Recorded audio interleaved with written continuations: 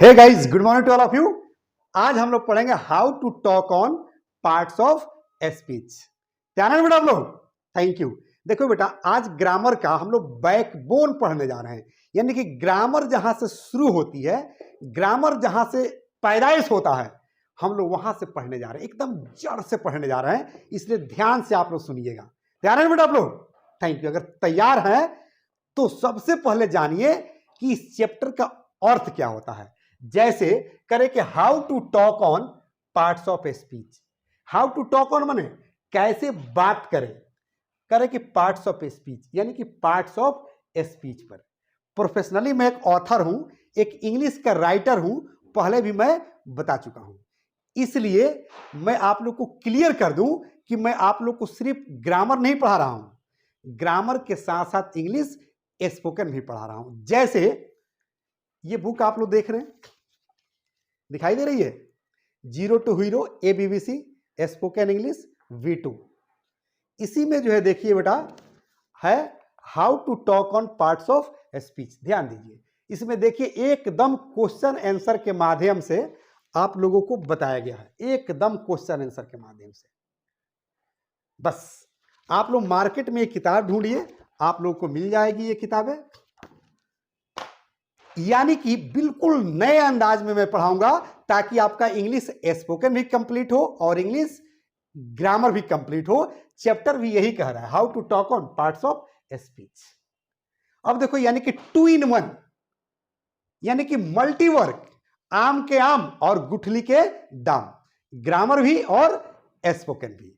लेकिन parts of speech पढ़ाने से पहले मैं एक एग्जाम्पल देना चाहता हूं।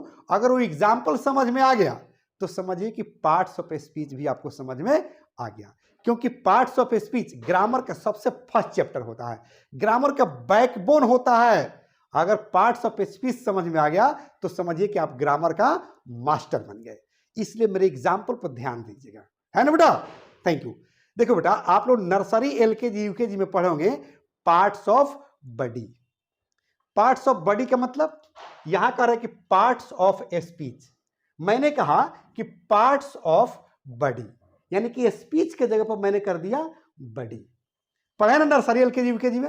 अच्छा, सब लोग पढ़े हैं, वेरी गुड। अब देखो बेटा, पार्ट्स ऑफ बॉडी का मतलब होता है शरीर का अंग। जैसे नोज, ईयर, आई, टंग, टीथ, चिक, फॉरहेड, हेयर, चेस्ट, बेली, हैंड, लेग, ये सब क्या है बेटा? पार्ट्स ऑफ बॉडी है।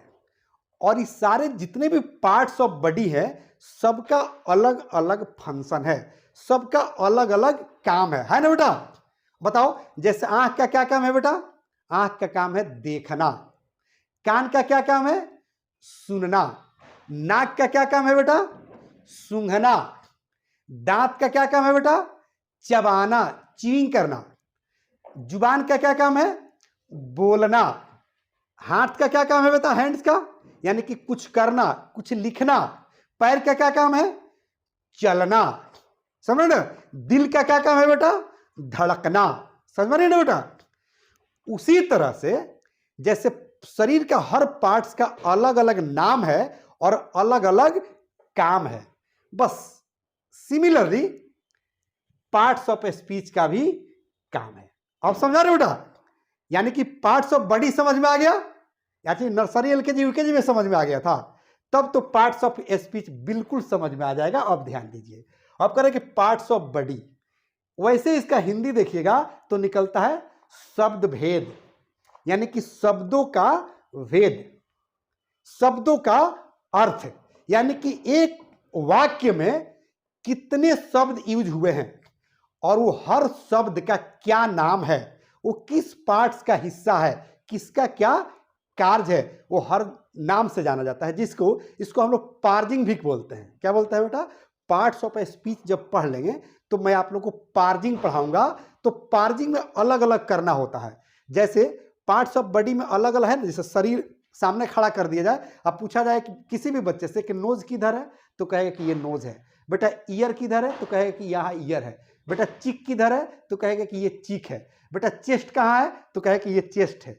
उसी तरह से पार्ट्स ऑफ स्पीच में पार्जिंग पढ़ना होता है, एक चैप्टर है पार्ट्स ऑफ स्पीच पढ़ने के बाद, उसमें सेंटेंस लिख दिया जाता है 2-4-10 लाइन, और तब बच्चे को पार्जिंग करना होता है कि इसमें नाउन कौन है, प्रोनाउन कौन है, वर्ब कौन है, प्रीपोजिशन कौन है, कंजक्शन कौन है, इंटरजेक्शन कौन है, आपको अंडरलाइन करना होता है, और अंडरलाइन करके जस्ट नीचे लिखना पड़ता है कि ये पर्सनल प्रोनाउन है, ये एडजेक्टिव है, ये वर्ब है, तो ये एक्शन वर्ब है, ये पॉजेसिव वर्ब है, ये कंजक्शन है, ये इंटरजेक्शन है। लेकिन ये कैसे कब कर पाएंगे बेटा, जब आपको पार्ट्स ऑफ स्पीच समझ में आ जाएगा तब कर पाएंगे, है ना बेटा, समझ में आ रही है। अगर समझ में आ गई है तो आइए सबसे पहले हम लोग पार्ट्स ऑफ स्पीच का डेफिनेशन देखेंगे, तब और कंसेप्ट क्लियर हो जाएगा, बिल्कुल स्पष्ट हो जाएगा। आइए देखते हैं, एकदम क्वेश्चन आंसर के माध्यम से देखेंगे बेटा, क्योंकि अभी मैंने बताया था कि प्रोफेशनली मैं ऑथर हूं और सिर्फ मैं ग्रामर नहीं पढ़ा रहा हूं, ग्रामर के साथ साथ क्वेश्चन आंसर के साथ स्पोकन भी पढ़ा रहा हूं, ताकि किसी व्यक्ति से आप ग्रामर पर इंग्लिश में बात कर सके कि what is parts of speech, how many kinds of parts of speech, what is noun, how many kinds of noun, what is pronoun, how many kinds of pronoun, यानी कि इस तरह से आप बात कर सके, यानी कि इंग्लिश टॉकिंग भी और इंग्लिश ग्रामर भी, है ना बेटा, तैयार है आप लोग। तो आइए देखते हैं पहला question, what is parts of speech, यानी कि पार्ट्स ऑफ स्पीच क्या है, या पार्ट्स ऑफ स्पीच किसे कहते हैं। ए फॉर आंसर, एकदम सिंपल है बेटा, जो मैं आपको ओरल में समझा दे रहा था उसी चीज को आपको सेंटेंस में कन्वर्ट कर देना है और मेमोराइज कर लेना है, ताकि किसी से आप बात कर सके। कहेंगे बेटा कि द वर्ड्स, देखो द वर्ड्स का मतलब होता है कि वैसे शब्द, कहेंगे कि द बॉयज वैसे लड़के, कहेंगे द गर्ल्स वैसी लड़कियां, कहेंगे द टीचर्स वैसे शिक्षक, समझ रहे हैं, कहेंगे द कंट्रीज यानी कि वैसे देश, कहेंगे द लीडर्स वैसे नेता, समझ रहे ना। बिल्कुल आसान है बेटा, बशर्ते कि थोड़ा सा समझने का प्रयास करो, ताकि आपका ग्रामर भी कंप्लीट हो और स्पोकन में, यानी कि 2 in 1 मल्टीवर्क, आम के आम और गुठली के दाम। जैसे कहेंगे the words which are used in the sentence, कह रहे कि the words which are used in the sentence, वैसे शब्द जिसका प्रयोग वाक्य में होता है। कह रहा है according to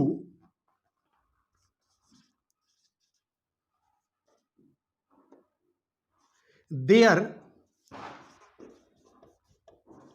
function, according to मतलब होता है के अनुसार, तो कह रहे कि according to their function, their चूंकि प्लूरल है, चूंकि पार्ट्स ऑफ स्पीच एक नहीं अनेक होते हैं, इसका अलग अलग पार्ट्स होते हैं, इसलिए देयर का प्रयोग हुआ है, दे का देयर चलता है, यानी कि प्लूरल हो गया। तो कह रहे कि अकॉर्डिंग टू देयर फंक्शन, माने अपने अपने कार्य के अनुसार। कहेंगे डिवाइडेड इनटू 8 पार्ट्स, यानी कि अपने कार्य के अनुसार, अपने फंक्शन के अनुसार 8 भागों में बांटे गए हैं। कहेंगे is known as parts of speech, उन्हीं को हम लोग पार्ट्स ऑफ स्पीच कहते हैं। यानी कि एक वाक्य में या कोई एक पैराग्राफ लिख रहे हैं, उसमें जितने तरह के वर्ड्स आएंगे वो 8 तरह से हो सकते हैं। कौन कौन 8 हो सकते हैं, जब इसका हम लोग काइंड्स पढ़ेंगे तब समझ में आएगा कौन कौन से भाग हो सकते हैं, किस किस ग्रामर के पार्ट का वर्ड हो सकते हैं। तैयार है बेटा आप लोग जानने के लिए? वाह, वेरी गुड। अगर तैयार हैं तो आइए देखते हैं, इसका हम लोग अब देखेंगे काइंड्स। यानी कि अब अगर आपसे कहा जाए कि how many kinds of parts of speech, तो इजीली कहिए कि there are 8 kinds of parts of speech, यानी कि पार्ट्स ऑफ स्पीच 8 तरह के होते हैं। यानी कि आइए हम क्वेश्चन कर देते हैं, how many kinds of parts of speech, यानी कि स्पीच कितने तरह के होते हैं, पार्ट्स ऑफ स्पीच कितने तरह के होते हैं, यानी कि how many kinds of parts of speech. तो कहेंगे कि there are 8 kinds of parts of speech such as, कौन कौन होता है बेटा, आइए हम जानते हैं। पहला हो गया बेटा नाउन, क्या होगा बेटा, पार्ट्स ऑफ स्पीच का सबसे पहला पार्ट क्या होगा, नाउन। 2 नंबर में क्या होगा, प्रोनाउन। 3 नंबर में क्या होगा बेटा,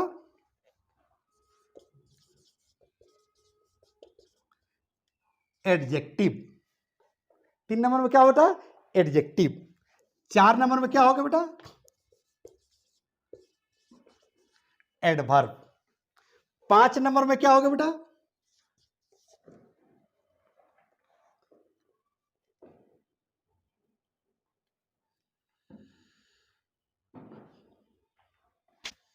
नाउन, प्रोनाउन, एडजेक्टिव, एडवर्ब। अब आएगा वर्ब। 6 नंबर में होगा बेटा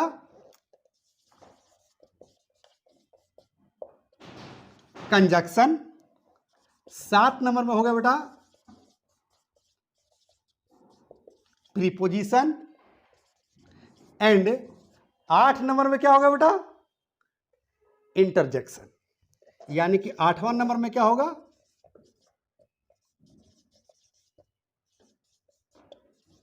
इंटरजेक्शन।